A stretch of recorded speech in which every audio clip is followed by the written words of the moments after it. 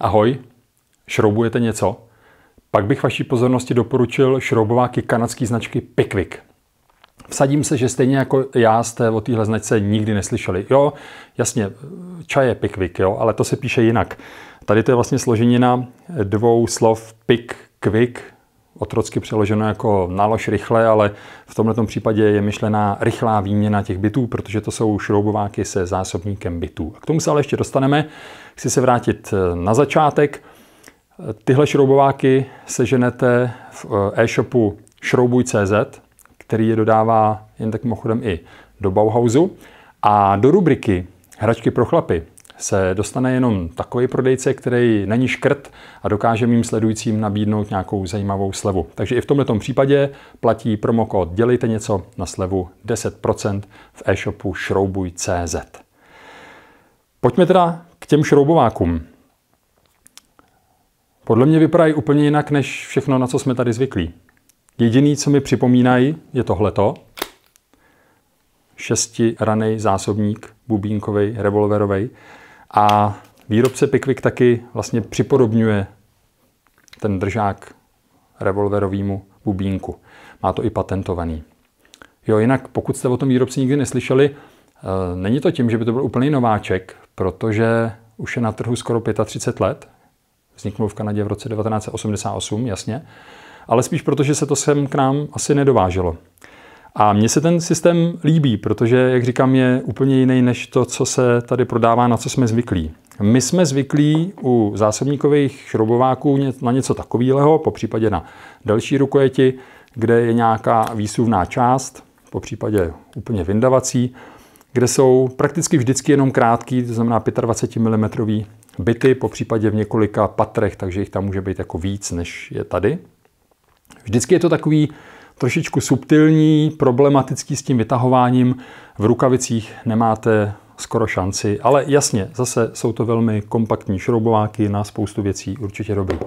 No a tady na tom se mi líbí, že jsou to naopak takový hodně robustní šroubováky. Do chlapské ruky, v rukavicích a výměna těch bitů není ani v těch rukavicích vůbec problém, protože je vymyšlená tímhletím způsobem.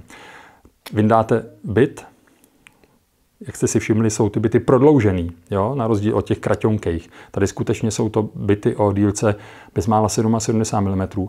A pomocí toho bitu vytlačíte bit, který potřebujete. A ten tam zároveň zůstane. Takže i když ten první šroubovák, a to je zrovna on, historicky se jmenoval Sixpack, protože je to zásobník na 6 bitů, tak vždycky ten šroubovák dostanete se 7 bity. Jo? Ten 7. bit je vždycky na to, abyste vytáhli jeden z těch 6. To se zandáte a šroubujete. Celkově je to velmi robustní, takže si výrobce může dovolit dát takzvanou doživotní záruku. To neznamená, že to je do skonání světa nebo do vaší smrti, ale že po celou dobu životnosti toho šroubováku, a ta se samozřejmě může lišit v závislosti na tom, jak intenzivně ho používáte, nedojde k žádný vadě materiálu nebo výrobní vadě. A pokud ano, tak vám to výrobce, přesně řečeno prodejce, vymění kus za kus. Proč tady mám ty 3 různé barvy? Není to jenom o těch barvách, ale je to o tom, co to obsahuje za bity. Jak jsem říkal, tohle je ten takzvaný Sixpack, ten originál, který obsahuje různý druhy bitů s různýma tvarama. A pak jsou tady takzvaný jednodruhový, tenhle ten obsahuje 7 bitů Torx a tenhle ten 7 bitů Hex. Tahle ta část, to znamená rukojeť s dříkem, se vyrábí přímo v Kanadě, akorát ty bity, podle mých informací, si nechávají vyrábět na Tajvanu, ale jsou taky velmi kvalitní, jsou leskle povrchovaný, nejsou teda nerezový, takže pozor, nenechávat je někde na dešti, ale jsou z pevného materiálu a i když jsou určený vlastně pro ruční šroubovák, tak úplně v pohodě vydržejí i v rázovém šroubováku. Co se té dílky týče, těch bitů, těch 77 mm, to je trošku nestandard, protože u nás prodloužený bity bývají 50, anebo potom jako tohleto třeba 89 mm. Teoreticky to tam dát můžete taky, ale prakticky to není úplně v pohodě, protože tady jsou taky okýnka, ve kterých vy vidíte tu pracovní část, tu špičku těch bitů. A když tam dáte ten delší, tak to nevidíte. Když byste tam dali kratší, tak by to taky bylo schované. Takže ty originální bity jsou v tomto případě samozřejmě nejlepší. Podle mých informací se sem snad časem budou dovážet i samostatní tyhle ty originální bity pro šroubováky Pickwick.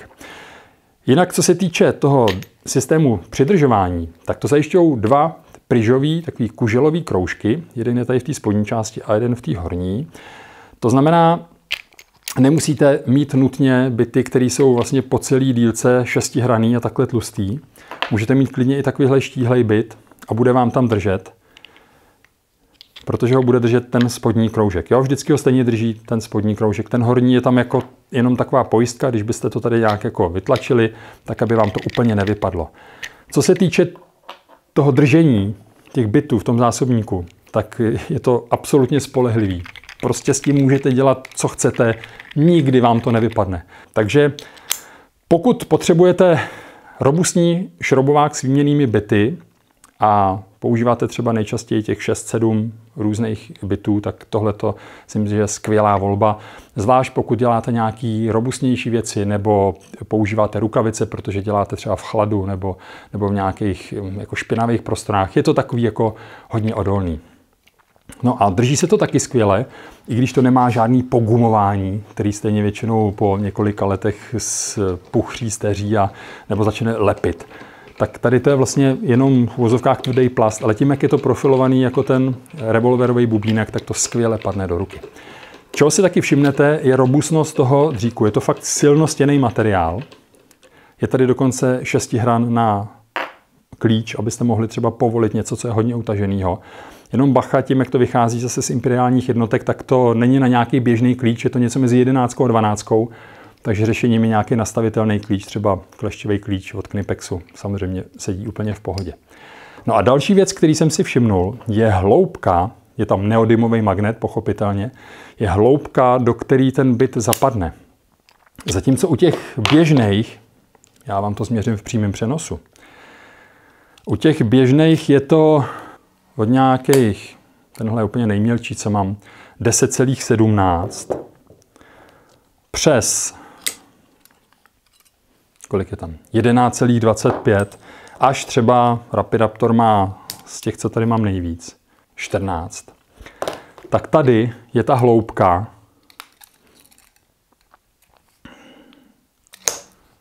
rovných 18 mm. To znamená, sedí to tam velmi stabilně a ten byt se tam prakticky nekejve. Jinak samozřejmě jsou to standardní byty o rozměru čtvrtina palce, to znamená 6,35 mm. Výjimkou je tenhle ten kolibříček, který je dělaný fakt jako na nějaký titěrný věci. Tam jsou takzvaný mikrobity, ale nejsou to takový ty mikrobity, na který my jsme zvyklí. Já tady taky zase jeden mám, který mají 4 mm. Ano, necelý 4. Ale tyhle ty mají trošku víc, konkrétně 3/16 palce, co když se podívám tady do svojí konverzní tabulky, tak to je zhruba 4,8 mm. Takže je potřeba používat i originální. No a tenhle ten cvrčíček má zase 6 míst a 7. bit na vytlačení. Jinak je to taky jediný z těchto 4, který je na ty krátký, to znamená 25 mm jednopalcový bity. No a když se vrátím ještě k té hloubce, tak to je zrovna tady u těch šroubováků trošičku problém. Pokud by se tam chtěli dát právě krátký 25 mm bit, tak on vám tam vlastně zapadne skoro celý. I když ta funkční část vám vždycky bude koukat ven, takže teoreticky by to použít šlo. Ale tím, jak je tam použitý ten docela silný magnet, tak se to dost špatně vyndavá. Jo? Ne, vždycky se vám to asi takhle povede, jako mě, budete pak případně muset použít kleště. Takže znovu lepší je tam používat prostě ty originální prodloužené bity. A teď se dostáváme k jediný připomínce, kterou k těmhletěm šroubovákům mám. Zrovna u těch jednodruhových je to problém. Tady samozřejmě poznám. Vím, že tam mám 2 pHčka a že jedno je pH2, druhý pH3, takže poznám, který je větší, který menší. Ale u těch hexů nebo u těch torxů už mám trošičku problém rozlišit třeba 15 a 20 tady z toho bočního pohledu. Takže jsem si říkal, asi by bylo dobrý to nějakým způsobem jako vyřešit. Někdo navrhoval, no tak by se to napsalo takhle na tu rukojeť. Já jsem říkal, no to právě není řešení, protože teď tam mám třeba 40 a chci tam dát 15, takže já tady do toho slotu, kde je 15, kde by bylo napsáno, že tam je 15, teď vlastně strčím 40, abych tu 15 vyndal. Jo? Takže v tu chvíli už tam ta 15 není, takže to by řešení nebylo. Jediný řešení nějak třeba barevně to odlišit, ale vzhledem k tomu, že asi 10% chlapů je barvoslepých, tak to by asi taky moc nefungovalo. Takže mě napadlo vyrazit prostě sem na tu spodní část číslo. Pak by to asi jako řešením bylo, byť by to bylo asi trošku titěrný, takže zase někdo, kdo třeba hůř vidí, by s tím měl problémy, ale s tím už jako nic nenaděláme, že? No a tím, jak já už je používám nějakou dobu, tak jsem si vymyslel takový kompromisní způsob. Jak říkám, z boku mi to trošičku dělá problémy rozlišit ty dva nejbližší rozměry, ale z toho pohledu to rozliším úplně spolehlivě. Jo, takže možná to by bylo řešením koukat se prostě ze zhora, jo, tady taky, než z toho boku. Z toho boku to prostě nějak trošku zkresluje. Takže můžete si pořídit jak ten směsnej, kde máte prostě 7 různých bitů, nebo 2 jednodruhový, ať už torxový, anebo hexový. Co bych vám k tomu ještě řekl? K těm šroubovákům už možná ani nic, ale řeknu vám něco ještě k tomu obchodu šroubuj.cz, protože tam najdete nejenom tyhle 4 šroubováky. Mimochodem tyhle malinký si tam můžete vybrat, já nevím, asi z 8 různých barev.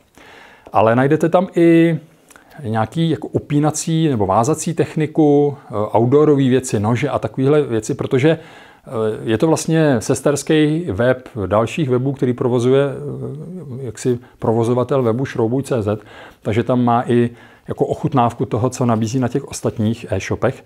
A mě tam třeba zaujala značka, kterou asi milovníci outdooru znají, ale já jsem o ní slyšel poprvé, jmenuje se Night Eyes.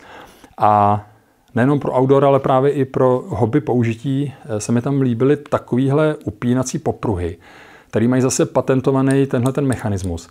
Je o něco náročnější třeba na zavedení toho popruhu, na to uvázání, ale zase vám potom při tom povolování poskytuje dokonalou kontrolu nad tím povolováním. Jo? Zatímco mám tady takový jednoduchý popruhy, kde se to stačí jednou provlíknout a drží to, ale jakmile to jenom zmáčknete, tak se vám to prostě okamžitě celý prostě vysune a může to být problém. Zatímco tady si to můžete krásně dávkovat, což vlastně nejde ani uráčny dost dobře.